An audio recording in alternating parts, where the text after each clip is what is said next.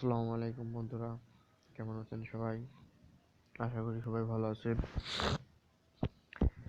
আজকে আমি দেখাবো আপনাদেরকে খুব একটি সিম্পল বিষয়, যা আমরা অনেকেই জানি না, আবার অনেকেই জানি। আমরা হয়তো বেশিরভাগই মানুষ জানি, আর যারা জানি না তারা এই ভিডিওটা দেখে শিখে নেব। দেখেন, আপনার মোবাইলে এমবি ইউজ হয়, তাই এমবি কিভাবে কম খরচ হয় আজকে আমি সেটা আপনাদেরকে দেখাবো।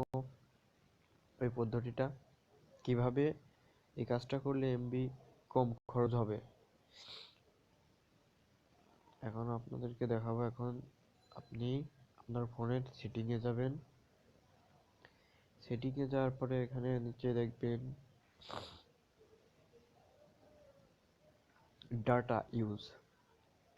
ডাটা ইউজে ওখানে গিয়ে দেখবেন ডান হাতের একবারে উপরের সাইডে তিনটা সারি সারি ফোঁটা দেওয়া আছে। ওই ফোঁটার ওখানে ক্লিক করবেন। ক্লিক করার পর ওখানে দেখবেন রেজিস্টার্ড অ্যাপ ব্যাকগ্রাউন্ড ডাটা। এই ব্যাকগ্রাউন্ড ডাটা হচ্ছে আপনার ডাটা খরচ। আপনার 100% ডাটার 50% খরচ হবে আপনি এটা যদি চালু করেন। তা এখানে আমি ক্লিক করব।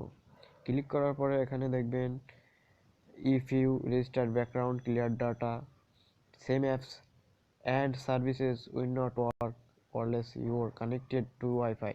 এখানে আপনি আপনার বলতেছে যদি আপনি এটা কানেক্টেড করেন তাহলে আপনার ডাটা বা এমবিটা ব্যাকআপ মানে ব্যাকগ্রাউন্ডটা করে রাখবে। মানে বোঝাতে যাচ্ছে এখানে আমরা কম খরচ হবে। এখন এখানে আমরা ওকে ওকে ক্লিক করার সাথে ওকে ক্লিক করলে দেখবেন ওটা হয়ে গেছে।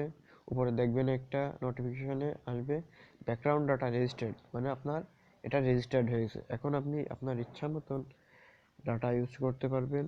আপনার ডাটা এতে অনেক কম খরচ হবে। আশা করি ভিডিওটা ভালো লাগে, আপনারা লাইক কমেন্ট শেয়ার করবেন আর আমার চ্যানেলটি সাবস্ক্রাইব করবেন।